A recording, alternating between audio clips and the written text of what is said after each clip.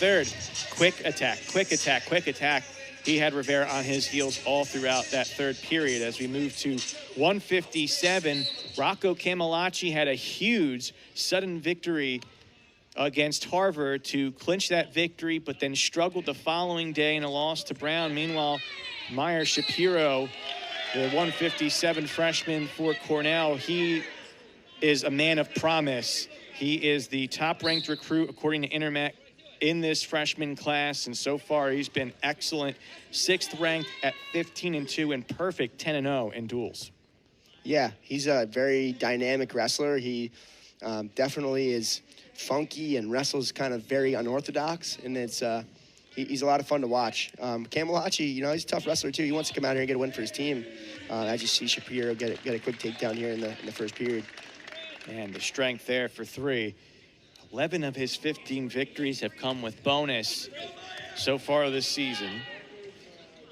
So interesting, I talked to Coach Joe Dubuque before we went on air and asked him how big that win was for Camillaci, and he said huge. But the one thing that he's still trying to focus on, the sophomore Camillaci, is stringing those matches together. It's not just 2 in a row, it becomes 3 in a row, then it becomes 4 in a row. And for Camillaci, it would be huge if he could pull off the massive upset here, but Shapiro starting off with the 3, and he's in control. He's a national champion at the U20 level at 70 kilos just last year, a national prep champion, and with Camillaci getting the escape to score 3-1, but Shapiro going right back at it looking for 3 more, and he'll get it. Yeah, quick takedown again. Nice go behind.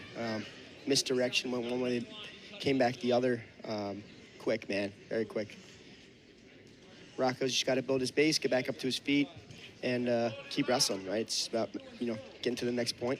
Shapiro doing a good job with the deep, tight waist, putting the ride on. It's already up over a minute of riding time here in this first. It's impressive to see what Shapiro's done at 1 minute. Arguably the most deep weight class in wrestling at 157. A lot of that middleweight dynamic.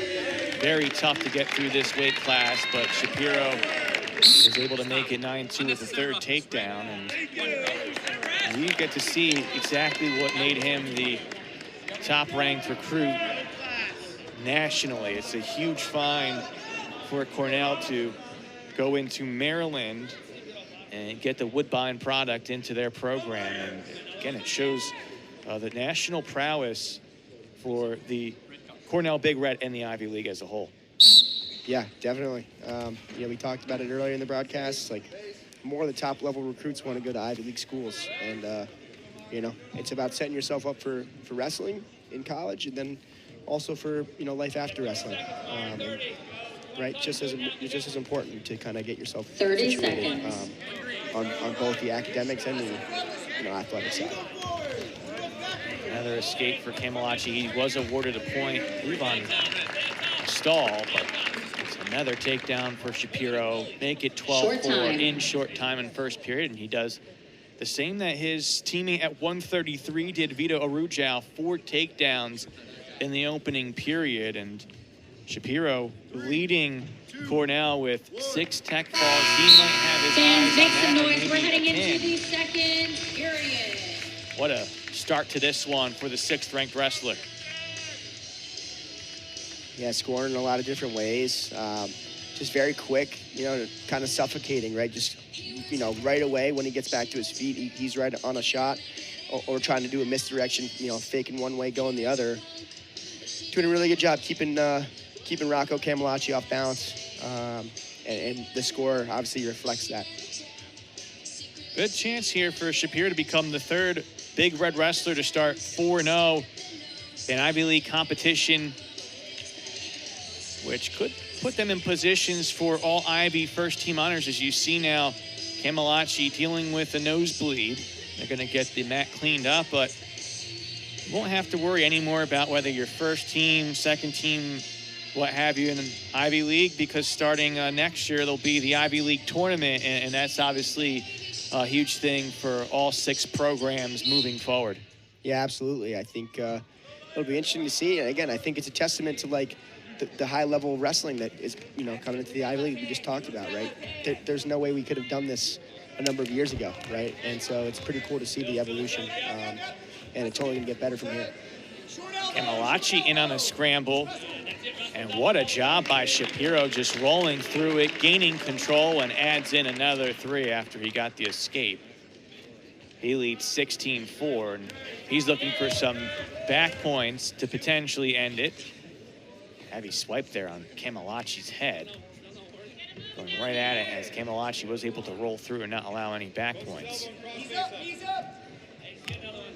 Warning green. Warning green. There's a stall. Warning, which becomes a point against Camillaci. So 17-4 the score. Halfway through period number 2.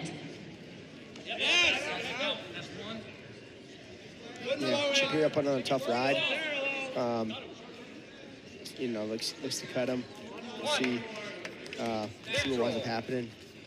But good job thus far, putting a lot of points in the scoreboard and continuing to attack.